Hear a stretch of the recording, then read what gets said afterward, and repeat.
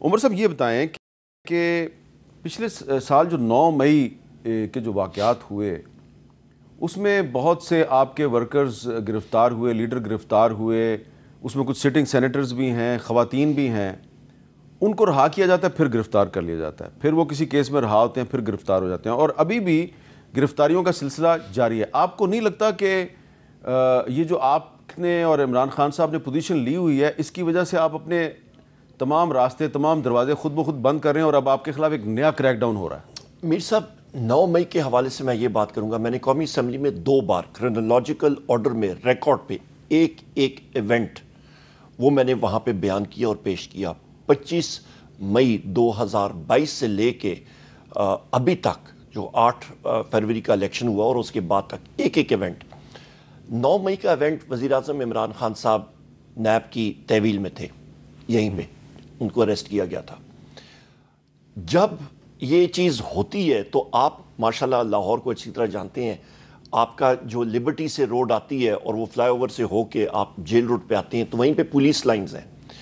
Police line سے مطلب ہماری تو ایک چھوٹی کارنر میٹنگ ہوتی ہے تو 3 آپ کے ڈالے آ جاتے ہیں اس کو کریک ڈاؤن کرنے کے لیے، پریزن وینز 2 آ جاتی ہیں، ہمارے لوگوں کو اٹھا کے وہ ڈال کے تو لے جاتے ہیں۔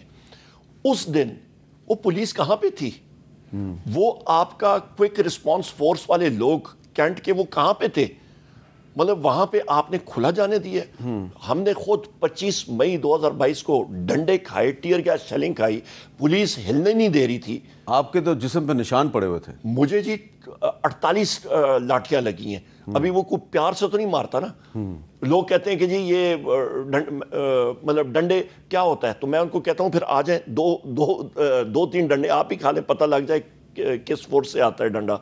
تو لہٰذا وہ آپ نے اس چیز کو بلاک نہیں کیا، آپ مطلب وہ سارے لوگ کدھر تھے؟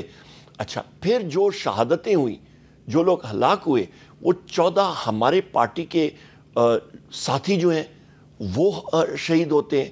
ان میں سے 2 کوارٹر پلیجکس ہو جاتے ہیں، ان کی ریڑھ کی ہڈی میں گولی لگی ہے، وہ ہل جل نہیں سکتے ہیں میر صاحب۔ ابھی بھی ملاقات ہوئی تھی میری۔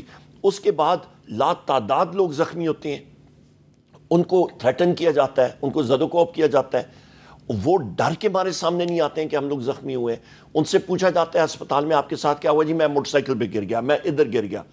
یہ حالات خوف و ہراس کا، یہ ہماری قربانیاں ہیں، ہماری پارٹی کی یہ قربانیاں ہیں۔ جس دن ہم لوگ حلف اٹھا رہے تھے تو ایک سینئر پارلیمنٹیرین ہماری حکومت کے بینچز کا مجھے کہتے ہیں عمر ایوب یہ کس طرح کے لوگ آپ لوگ آئے ہیں؟ میں نے کہا جی یہ لوہے کے بنے ہوئے، ہم لوگ آگ کی بھٹی، ہم لوگ بھٹی سے نکل کے آئے ہیں، یہ فولاد بن کے آئے ہیں، ہم لوگ کمپرومائزنگ موڈ میں یا کمپرومائز کے لیے کوئی نہیں آیا۔ اچھا تو یہ جو آپ پچھلے دنوں ایک میٹنگ تھی آپ کے گھر پہ بھی، اس میں اچکزئی صاحب بھی تھے اور اس میں اسد قیصر صاحب بھی تھے اور بھی لوگ تھے، تو وہاں پہ ہم نے یہ سنا کہ جی آپ آئین کی بالادستی کے نقطے پہ پولیٹیکل پارٹیز کو اکٹھا کرنا چاہ رہے ہیں، تو وہ جو آپ ایک اتحاد بنا رہے ہیں تحریک تحفظ آئین کے نام سے، تو کیا بجٹ کے بعد وہ تشکیل پا جائے گا؟ انشاءاللہ لگے ہوئے ہیں اس پہ، ہمارے جلسے کا شیڈیول ہم نے دیا ہوا ہے اور ہمیں یہ آرڈرز ہیں وزیر اعظم صاحب سے، عمران خان صاحب کی طرف سے کہ جی ہم نے اجازت کے ساتھ اچھے طریقے سے جلسے کرنے ہیں۔ وہ ہم لوگ کورٹ کے ذریعے، فیصل آباد کا بھی ہمیں انشاءاللہ ہم نے جو ڈی سی نے ڈکلائن کیا، اس نے اجازت نامہ نہیں دیا، کورٹ کی کنٹیمپٹ آف کورٹ۔ آپ فیصل آباد میں کب جلسہ کرنا چاہتے ہیں؟ ہم لوگ ابھی کورٹ کے ذریعے ہمیں تاریخ مل جائے گی جی انشاءاللہ بہت۔ تو آپ وہ جو تحریک تحفظ آئین کی قیادت ہے ساری کی ساری، جی ساری وہ ہے، وہ پورے ملک میں جلسے کرے گی؟ پورے ملک میں ہم نے چمن اور ہم نے پشین میں کر لیا ہے اچکزئی صاحب کے ساتھ، ہم لوگ باقی جگہوں میں، ہم لوگ اسلام آباد میں بھی انہوں نے اٹھا کے ہمیں روات میں جگہ دی، اس کو بھی ہم نے چیلنج کیا۔ روات تو آپ گجر خان یا مطلب جہلم کی حوالے سے آپ بات کر سکتے ہیں، اسلام آباد میں تو آپ کو کیا لگ رہا ہے کہ عید الاضحیٰ کے بعد پاکستان کی سیاست میں آپ کا اور آپ کے جو اتحادیوں کا کیا کردار ہوگا؟ آپ حکومت کے خلاف تحریک چلائیں گے؟ ہم لوگ اپنے جلسے کریں گے جس طرح کے باقی سیاسی پارٹیاں کر رہی ہیں، جس طرح کے مولانا فضل الرحمان صاحب کر رہے ہیں، جس طرح کے باقی سیاسی پارٹیاں کر رہی ہیں، ہم لوگ کریں گے۔ اور یہاں پہ ایک بڑی مزاحیہ چیز میں آپ کو بتاتا ہوں میر صاحب، وہاں پہ جو ڈی سی ہے اور باقی لوگ ہیں وہ کہتے ہیں جی یہاں پہ دہشت گردی کا بہت شدید خطرہ ہے، لہٰذا ہم لوگ جلسے کی اجازت نہیں دیتے ہیں۔ اپنے پیر پہ خود کلہاڑا مار رہی ہے حکومت، اپنا پیٹ خود چیر رہی ہے، کیونکہ آپ کو معلوم ہے ایمبسیز اور دنیا کی اکنامک منسٹریز جو ہیں وہ ہر ایک ایسی چیز کو وہ مانیٹر کر رہی ہوتی ہیں. وہ کہتے ہیں جی فلانی جگہ میں یا دہشت گردی کے خطرات ہیں، جلسہ لوگ نہیں کر سکتے ہیں، سیکشن 144 لگا ہے. یہاں پہ تو اس ملک میں تو بہت ہی ابتر حالات خراب، بہت ابتر حالات ہیں، خراب ہیں. لہٰذا یہاں پہ تو انویسٹمنٹ نہیں کرنی چاہیے، یہاں پہ تو سرمایہ کاری نہیں کرنی چاہیے. تو جہاں جہاں پہ ہم لوگ اپلائی کر رہے ہیں وہاں پہ تو کہتے ہیں جی دہشت گردی ہے، دہشت گردی کا خطرہ ہے. تو اس کا مطلب ہے ان کے کنٹرول میں کوئی چیز نہیں ہے ملک میں، یہاں پہ کچھ نہیں ہو سکتا. سو لہٰذا ان کے مطلب ان کو ہوش کے ناخن لینے چاہیے، ان کی عقل نہیں ہے بدقسمتی سے.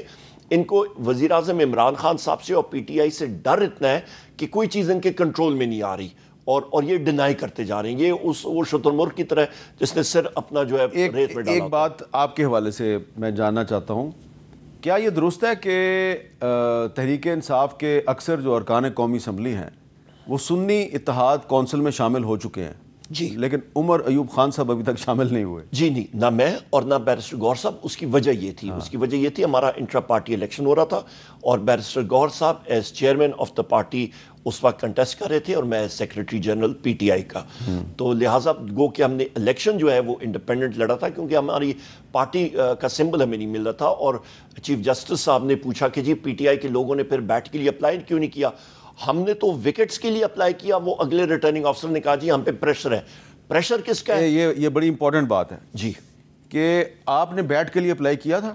ہمیں تو بیٹ تو سمبل ہے اللہ بھلا کرے پی ٹی آئی کا، ٹھیک ہے، وہ تو آپ چھین لیا، وہ چھین لیا گیا، وہ اس مینیو آف سمبلز میں نہیں تھا. اوکے ٹھیک ہے، یہ بڑی امپورٹنٹ بات ہے، یہ چیف جسٹس صاحب کو بتانے کی ضرورت ہے. ٹھیک ہے نا، وہ تو مینیو آف سمبلز میں نہیں تھا نا. انہوں نے کہا جی پی ٹی آئی کیونکہ آپ کا انٹرا پارٹی الیکشن دوسری بار بھی ہم نے جو کیا، انہوں نے کہا جی ہم لوگ نہیں مانتے، وہ انہوں نے نکال دیا.